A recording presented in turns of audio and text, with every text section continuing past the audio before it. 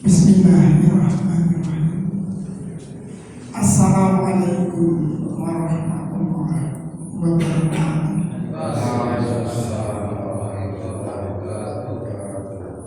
Innal hamdalillah nahmaduhu wa nasta'inuhu wa nastaghfiruh wa na'udzu billahi min shururi anfusina wa min sayyi'ati a'malina.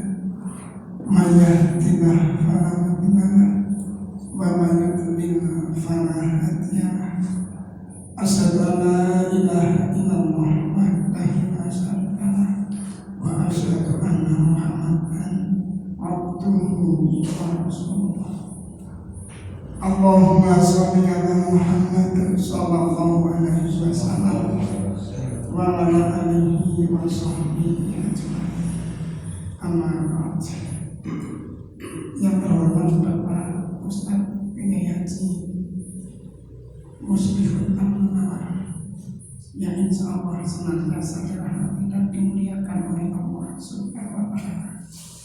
Ibu-ibu dan bapak-bapak hadirin jamaah pengajian Manfaat di Masjid Darussalam yang juga semoga senantiasa dirahmati dan dimuliakan oleh Allah Subhanahu wa Ta'ala.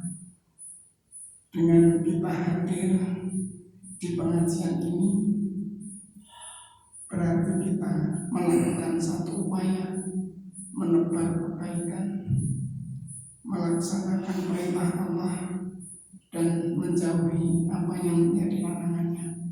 Kita berusaha untuk menjadi hamba Allah yang mulia, menjadi hamba Allah yang beriman dan bertakwa kepadanya. Sholawat dan salam semoga ditetapkan, dilimpahkan atas junjungan kita yang mulia Rasulullah Muhammad sallallahu alaihi wasallam.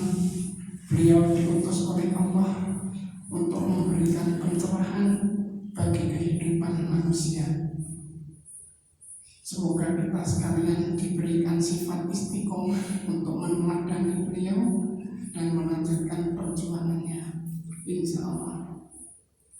Marilah kajian kita pada malam hari ini kita awali bersama. Sebagai biasa kita perbaharui syahadat kita dan dilanjutkan dengan doa menuntut ilmu. Diawali dengan ta'awudz billahi. A'udzu billahi minasyaitonir rajim. Bismillahirrahmanirrahim. Asyhadu an la ilaha illallah wa asyhadu anna Muhammadar Rasulullah.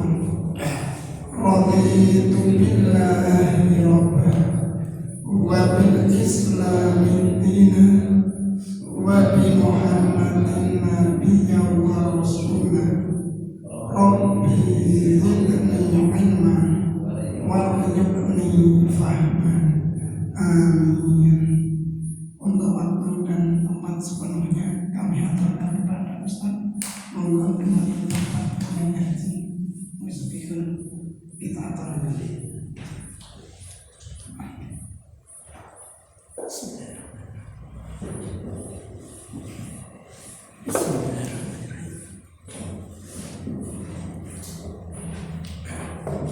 Assalamualaikum warahmatullahi wabarakatuh. Alhamdulillahirrahmanirrahim. Nahmaduhu wa nasta'inuhu wa nastaghfiruhu wa nastahdihi wa natubu ilaihi wa na'udzu billahi min syururi anfusina wa min sayyiati a'malina. May yahdihillahu fala مضل له ومن يضلله فلا هادي له. أشهد أن لا إله إلا الله وحده لا شريك له وأشهد أن محمدا عبده ورسوله لا نبي ولا رسول بعده. أعوذ بالله من الشيطان الرجيم. بسم الله الرحمن الرحيم. يا أيها الذين آمنوا اتقوا الله حق تقاته ولا تموتن إلا وأنتم يا أيها الذين آمنوا اتقوا الله وقولوا قولا سديدا يصلح لكم أعمالكم ويغفر لكم ذنوبكم ومن يطع الله ورسوله فقد فاز فوزا عظيما. Para kesatuan bagi seluruh para alim, bapak-bapak, ibu-ibu, sedaya yang sudah hadir pada majelis yang mulia. Alhamdulillah, semoga sesarengan itu adalah puji syukur kita kepada Allah. Awil saestu dengan penuh kesadaran yang sangat dalam, segala sesuatu tidak akan terjadi kecuali atas kehendak dan peran Allah. Di penghujung tahun ini, alhamdulillah kita masih eksis, diberi umur panjang, sehat, alhamdulillah. Kalau muda sehat itu sewajarnya, tapi kalau udah tua masih sehat itu karunia yang masya Allah, patut kita syukuri. Alhamdulillah beralamin. Tahun 2024 sudah di penghujungnya, tinggal hitungan hari. Artinya bahwa kesempatan kita menghirup udara saban hari terus berkurang, dari menit berubah dari jam, berubah dari hari, minggu, bulan, tahun, terus berjalan menuju tempat pemberhentiannya sendiri-sendiri. Insyaallah batasnya sudah ditentukan, waktunya tidak pernah berhenti. Maka untuk sebuah pengingat bagi kita semua, Al-Quran yang mengingatkan tentang waktu banyak sekali, karena waktu itu adalah sesungguhnya kehidupan. Kehidupan itu adalah waktu. Maka alhamdulillah bapak-bapak, ibu-ibu semuanya, waktu yang masih Allah berikan kita gunakan untuk ibadah. Karena Allah cipta kita hanya wa ma khalaqtul jinna wal insa illa liya'budun. Menurut surat Al-Zariyat ayat 57-51. Aku ciptakan jin dan manusia tidak lain hanya untuk beribadah, mengabdi. Ibadah itu ismun jami' li kulli ma yuhibbullah wa yardah minal aqwal a'mal adh-dhahirah wal batinah. Itu definisi ibadah yang ditulis oleh Syekhul Islam Ibnu Taimiyah, yaitu kata yang ringkas mengandung makna yang luas. Itu kata ibadah. Ismun jami' li kulli ma yuhibbullah wa yardah. Katanya ringkas tapi pengertiannya luas. Luasnya seberapa? Seberapa saja yang Allah suka. Li kulli ma yuhibbullah, yang Allah suka, yang dicintai oleh Allah. Minal aqwal wal amal, baik ucapan atau tindakan. Al-dhahirah wal batinah, baik yang tampak atau yang tersembunyi. Minal aqwal amal ismul jami' li kulli ma yuhibbullah yardah minal aqwal wal amal al-dhahirah wal batinah. Nah, ini di sore ini kita lagi beribadah, ibadah yang dicintai oleh Allah, yaitu duduk bersama untuk kita saling tawasul bilang tawasul bisa alhamdulillah. Jamaah yang dirahmati Allah, terus saja karena hadis-hadis yang akan kita baca masih banyak ya. Hari ini akan kita baca hadis yang ke-1345 terkait dengan baju, memakai baju. Bismillahirrahmanirrahim. Wa Ibnu Umar radhiyallahu anhu qala. Dari Ibnu Umar radhiyallahu anhu, dari Ibnu Umar radhiyallahu anhu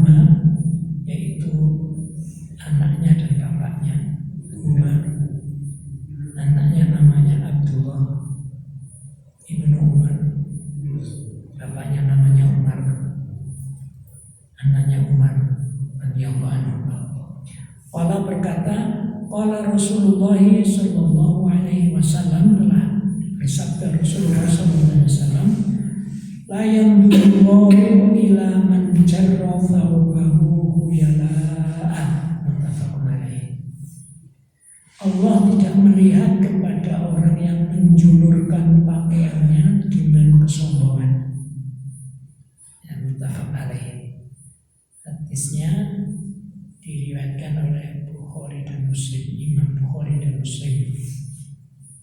Imam Bukhari di hadis di kitab Sahih Bukhari di angka yang ke-783, di Sahih Muslim di angka 2085. Hadis ini sangat umum, perlu diberi penjelasan supaya bisa dilaksanakan. La yanzurullahu ila man jarra thawbahu khuyala'a. Allah tidak melihat kepada orang yang menjulurkan pakaiannya dengan kesombongan. Khuyala dengan mendomahkan huruf ha, khu dan mad, yaitu khuyala artinya sombong atau angkuh. Allah tidak melihat, layan dulu di sini artinya Allah tidak merahmati. Allah tidak memberi rahmat kasih sayang. Artinya Allah tidak melihat, Allah tidak merahmati, memberi kasih sayang. Yaitu Allah tidak merahmati, memberi kasih sayang orang yang menjulurkan pakaiannya dengan kesombongan, baik pelakunya laki-laki maupun perempuan. Ini yang difahami oleh Ummu Salamah radhiyallahu anha ketika mendengar sabda beliau ini. Kemudian ia tanyakan hal itu kepada Rasulullah. Jika demikian, bagaimana dengan ujung kain para wanita? Rasulullah bersabda, untuk wanita boleh memanjangkannya sejengkal. Kata Ummu Salamah kembali, kalau begitu kakinya masih kelihatan. Beliau bersabda, panjangkan sehasta dan jangan lebih dari itu. Dialog hadis ini diriwayatkan oleh At-Tirmidzi dan An-Nasa'i. Hadisnya sahih.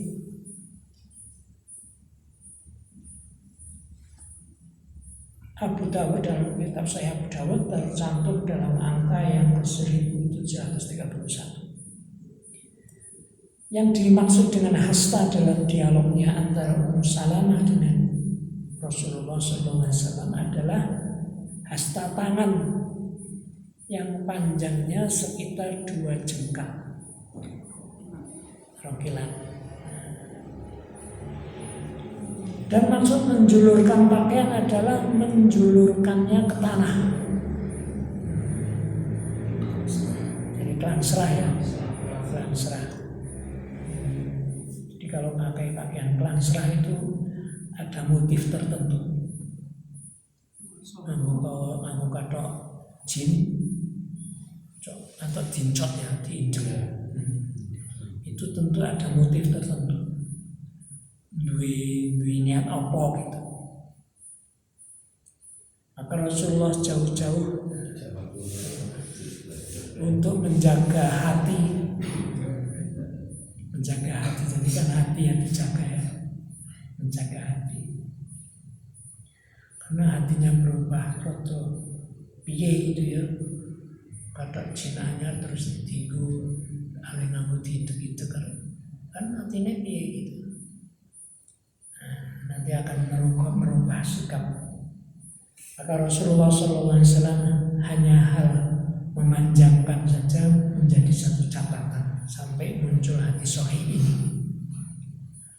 Yakni sebagaimana yang dijelaskan oleh hadis yang diriwayatkan oleh Bukhari. Ma asfalal ka'baini minal izar finnar. Kain sarung yang terjulur melebihi mata kaki tempatnya di neraka. Nah, ini kan lagi ramai sekarang ya setelah paham salafi ini oleh para alumnus mahasiswa Madinah khususnya, kemudian mendakwahkan terkait dengan pakaian ini, akhirnya menjadi viral di lebih-lebih, kemudian dakwah mereka dengan berbagai media, baik pakai TV dan lain sebagainya. Akhirnya menjadi satu pemahaman tersendiri yang dulu kita hanya secara umum saja. Dengan adanya pengkaitan hukum dengan sikap sombong, ini tadi ya. Jadi ada kaitannya dengan sikap sombong. Jadi gimana kalau panjang tapi nggak ada sombongnya? Dengan adanya pengkaitan hukum dengan sikap sombong, maka dapat dipahami bahwa bagi yang menjulurkan kainnya tanpa dibarengi sikap sombong, maka tidak mendapatkan ancaman ini. Sebagaimana tadi itu, ma'asfalal ka'baini minal izar finnar. Hal ini dengan jelas tercantum dalam hadis yang diriwayatkan oleh Al-Bukhari, Abu Dawud dan An-Nasai, bahwasanya ketika Abu Bakar mendengar sabda Rasulullah SAW ini cerita hadis lain, lalu beliau bertanya, jika aku tidak menjaga sarungku maka ia selalu melorot. Mungkin Abu Bakar sarungnya nganggo sarung apa kayak goyor, sarung goyor ya, sarung goyor ya, orang sabuni melorot ya, sarung goyor malah mahal ya, malah mahal. Sehingga Abu Bakar ini sarungnya sarung goyor begini. Kata dia, jika aku tidak menjaga sarungku maka ia selalu melorot.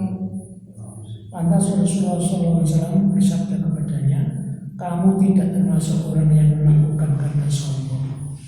Jadi bukan alih melorot itu, alih ke bawah itu karena ya, kondisional ya, bukan karena sombong, tapi karena ya, melorot. Jadi kesimpulannya adalah sebagaimana di atas tadi. Karena dikaitkan dengan sikap sombong, pengkaitan hukum dengan sikap sombong, maka dapat dipahami bahwa bagi yang menjulurkan kainnya tanpa dibarengi sikap sombong tidak tidak mendapat ancaman ini. Termasuk pertanyaannya Abu Bakar Siddiq radhiyallahu anhu tatkala mengatakan jika tidak dijaga dia akan melorot dan tentu lalu terjulur sampai ke bawah. Lalu dikomentari oleh Rasulullah SAW dalam hadisnya, yaitu hadis sahih juga ditulis oleh Imam Bukhari dalam sahihnya, tercantum dalam angka 3665. Nah, ini hadis dialognya antara Abu Bakar Siddiq dan Rasulullah SAW. Pernyataan ini adalah salah satu kesimpulan yang diambil dari tersirat dari hadis. Ibnu Abdul Bar berkata, orang yang menjulurkan kainnya tanpa dibarengi sikap sombong juga termasuk dalam kategori melakukan perbuatan yang tercela. Kata dia, orang yang menjulurkan kainnya tanpa dibarengi sikap sombong juga termasuk dalam kategori melakukan perbuatan yang tercela. An-Nawawi terkait dengan menggunakan pakaian yang sampai kelangsrah tadi mengatakan hukumnya makruh. Demikian juga yang dinyatakan oleh Asy-Syafi'i. Jadi dari pernyataan para imam tadi dan beberapa hadis dan juga dialognya antara Rasulullah dengan Bakar Siddiq, juga tadi hadis yang terakhir kita baca pernyataannya Ibnu Abdul Bar, juga dikuatkan oleh An-Nawawi menghukumnya sebagai makruh. Juga Asy-Syafi'i mengatakan demikian. Maka sebaiknya meskipun kita tidak muncul sombong, maka sebaiknya dihindari, karena itu hukumnya makruh. Begitu urut-urutan tentang kaitannya dengan hukum menggunakan celana atau sarung atau yang lain. Bagaimana kalau umpamanya sarung atau jaring atau yang lain?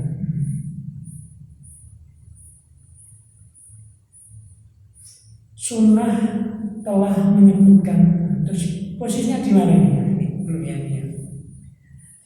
Posisikan yang terbaik itu seberapa? Sebagaimana yang diriwayatkan Al-Tirmidzi dan An-Nasai dan Ubaid bin Khalid berkata, ketika aku sedang berjalan, ini ada hadis lagi, posisi pakai sarung, pakai kain itu seberapa? Ini ada hadis ini. Ketika aku sedang berjalan dengan mengenakan kain panjang yang terjulur, ini ada kasus. Zaman Kanjeng Nabi ada kasus. Ada satu peristiwa. Akunya belum dijelaskan ini siapa ini. Ketika aku sedang berjalan dengan mengenakan kain panjang yang terjulur, seseorang berkata kepadaku, angkat kainmu, karena hal itu sikap yang lebih takwa dan lebih bersih. Setelah aku menoleh kepadanya, ternyata ia adalah Nabi Sallallahu Alaihi Wasallam. Lalu aku berkata, ini adalah kain panjang. Jadi dia mengatakan, ini adalah kain panjang. Beliau bersabda, bukankah aku tauladan bagimu? Setelah itu aku melihat pakaian yang beliau kenakan ternyata panjang kain beliau setengah betis. Setelah itu aku melihat pakaian yang beliau kenakan, tatkala Rasulullah mengatakan, bukankah aku tauladan bagimu? Setelah aku melihat pakaian yang beliau kenakan ternyata panjang kain beliau setengah betis. Congklang berarti ya? Cingkrang ya? Cingkrang. Oh, ternyata orang pakai cingkrang ada dasar hukumnya ya. Ini hadis nomor 1033, hadis An-Nasai dalam kitab Al-Kubra dan At-Tirmidzi dalam kitab Asy-Syama'il. Nah, ini dasar mereka yang menggunakan kain, khususnya orang laki-laki ya, sarung atau jubah atau celana dengan cingkrang atau congklang. Nah, jadi kita tidak boleh alergi.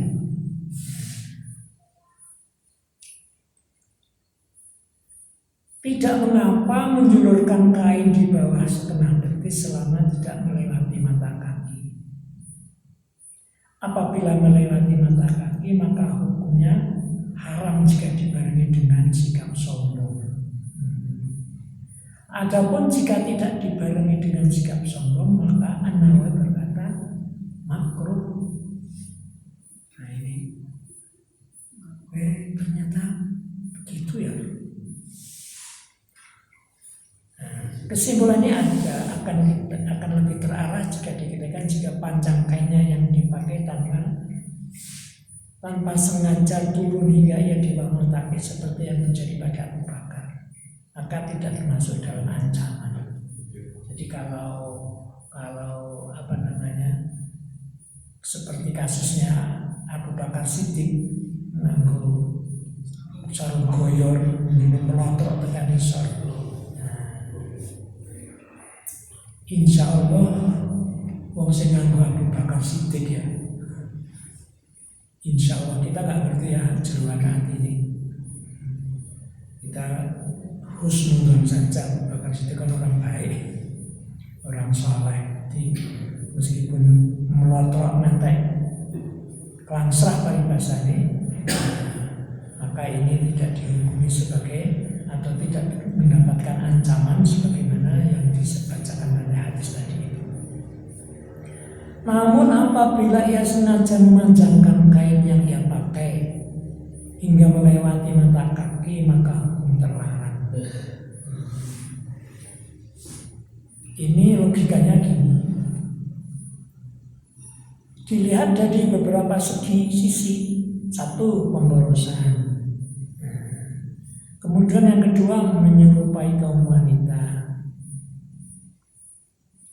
Ketiga, dikarenakan kainnya sampai kelansrah, tidak akan selamat dari sentuhan najis. Ini keterangan As-Sun'ani mengenai pakaian khususnya laki-laki sampai kepada bawah mata kaki.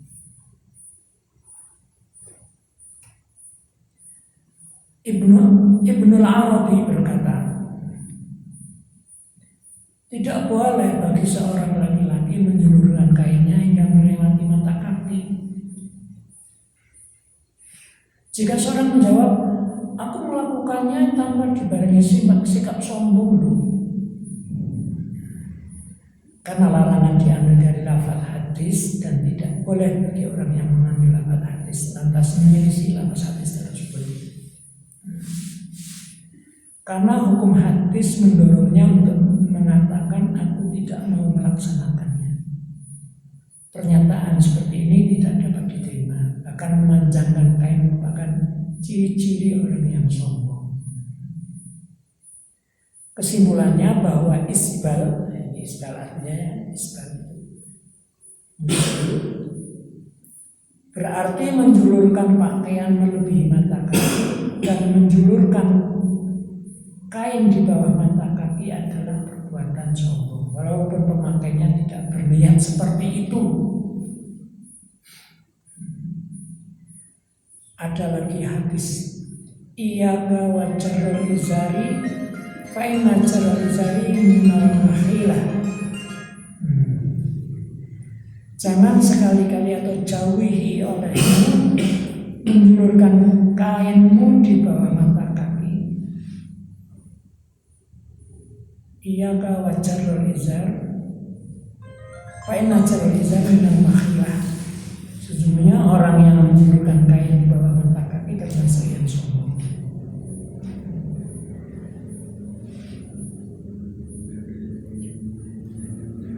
Jenis pakaian lain hukumnya sama dengan hukum baju dan kain sarung.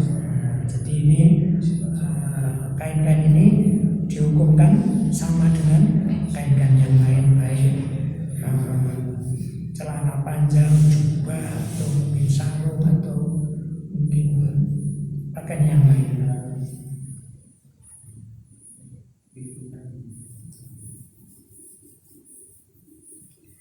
Ada riwayat lagi. Diriwayatkan oleh At-Tabrani dari hadis Abi Umamah yang berkata, ketika kami bersama Rasulullah SAW, tiba-tiba Amr bin Zirah memakai selendang dan kain sarung yang isbal. Ada satu kasus peristiwa zaman Rasulullah. Lantas Rasulullah SAW mengambil ujung kainnya dan merendahkan diri kepada Allah. Saya berkata, hamba-Mu ya Allah dan anak hamba-Mu. Rasulullah mengingatkan hadis sekalian. Rasulullah mengingatkan hadis sekali. Ini kita belajar dari tingkah laku Rasulullah. Ana kelangsrah lenganku. Rasulullah mengingatkan, Hambamu ya Allah, ini anak dari hambamu. Orang Yudi saudara bagaimana ya? Ini Rasulullah ya. Sedikit ini sirah juga ini tadi saya membacakan sirah Nabi di PKU sampai pada judul Fathu Makkah.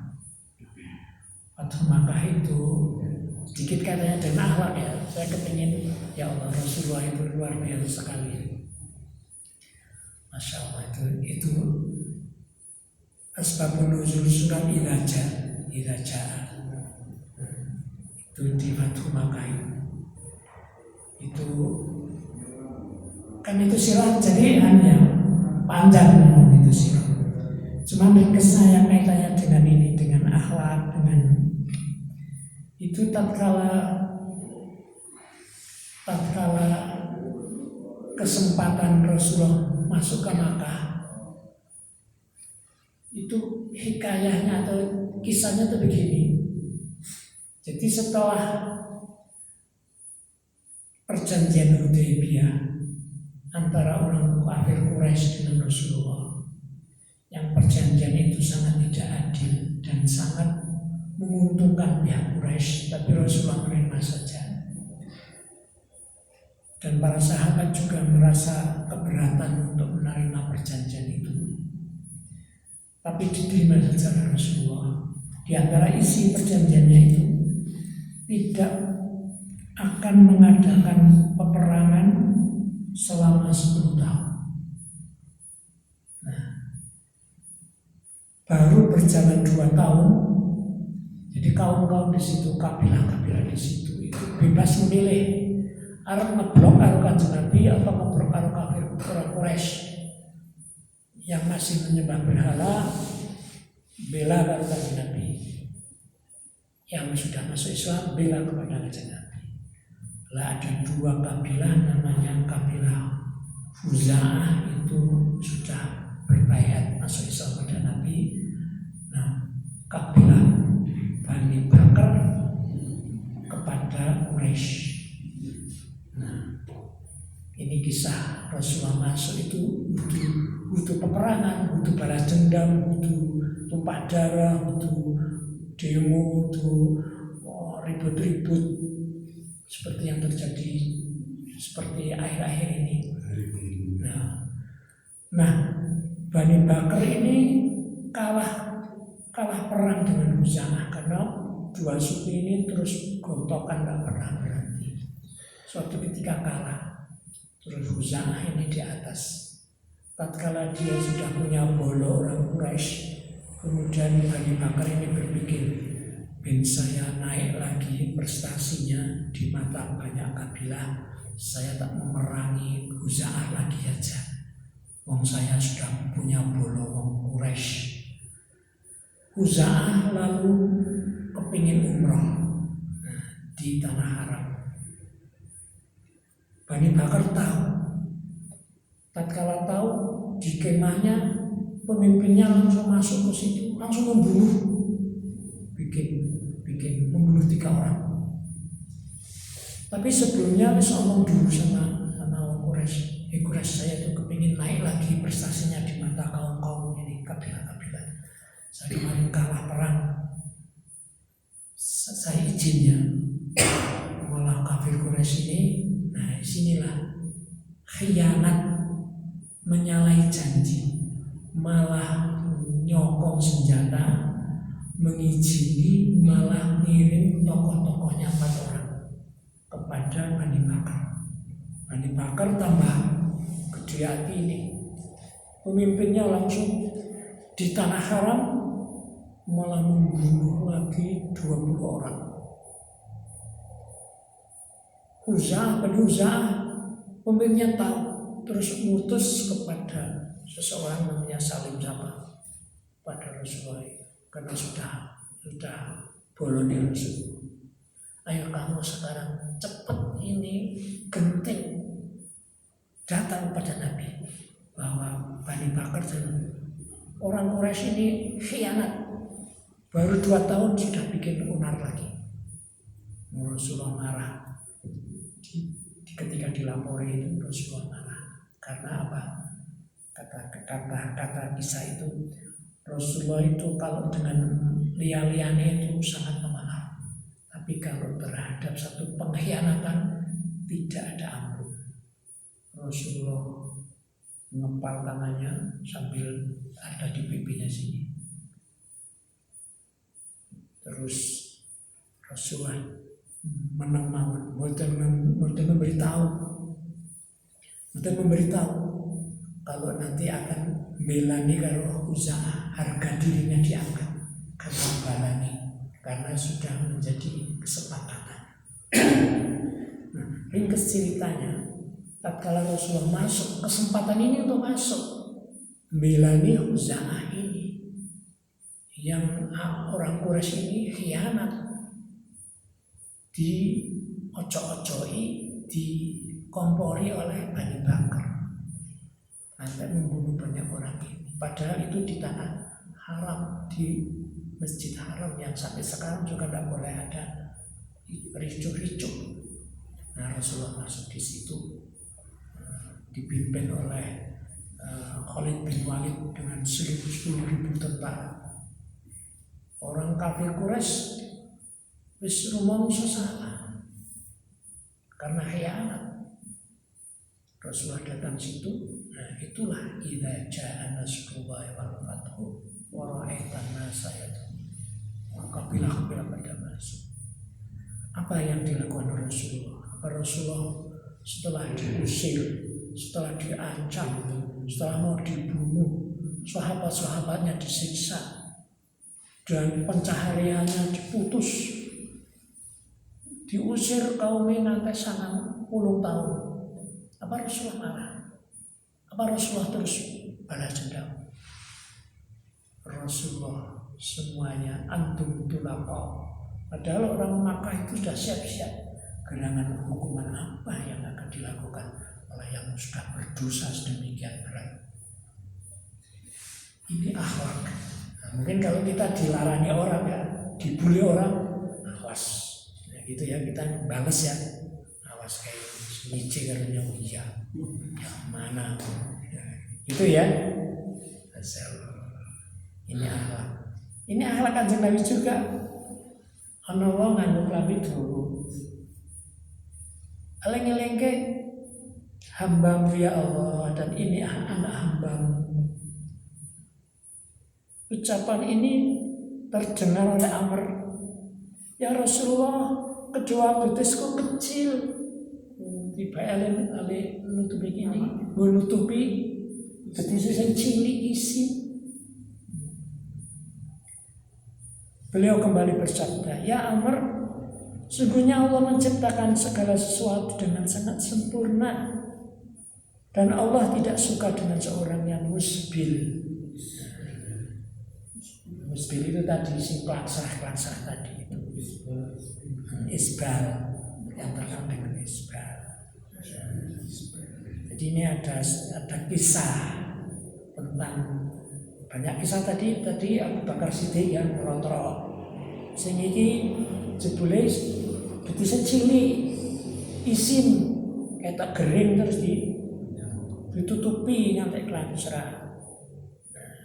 Kanjeng Nabi ngemutke, hamba-Mu ya Allah, ini hamba-Mu, anak hamba-Mu. Didengar oleh orang yang betisnya kecil tadi itu, ya Rasulullah, saya itu betisnya kecil. Nah, ini sabdanya, sesungguhnya Allah menciptakan segala sesuatu dengan sangat sempurna, dan Allah tidak suka dengan orang yang musbil. Ini hadis tercantum dalam Al-Mu'jam Al-Kabir.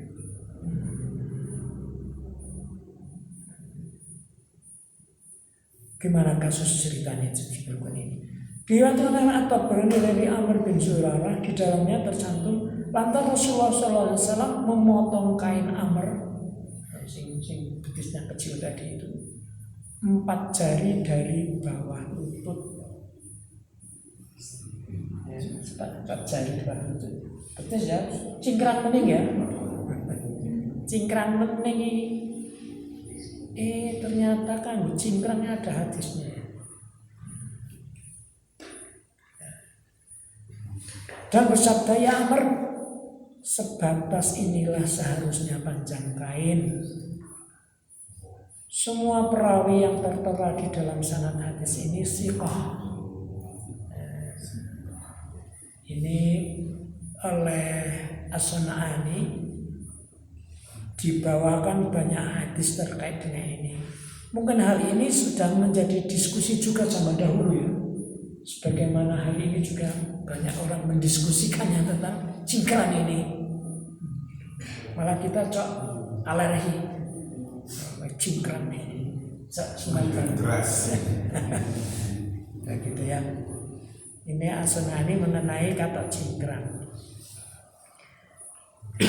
Jenis pakaian lain hukumnya sama dengan hukum baju dan kain sarung. Ini juga hadis. Hal ini berdasarkan pertanyaan yang pernah ditanyakan oleh Syu'bah kepada Maharib bin Dhafar. Pertanyaannya, apakah yang disebut Rasulullah SAW hanya kain saja? Maharib menjawab, hukum tersebut tidak hanya dikhususkan untuk kain sarung dan baju saja. Maksudnya lafaz kain yang tercantum dalam hadis mencakup kain sarung dan lain-lain. Jadi kata kain mewakili pakaian-pakaian yang lain.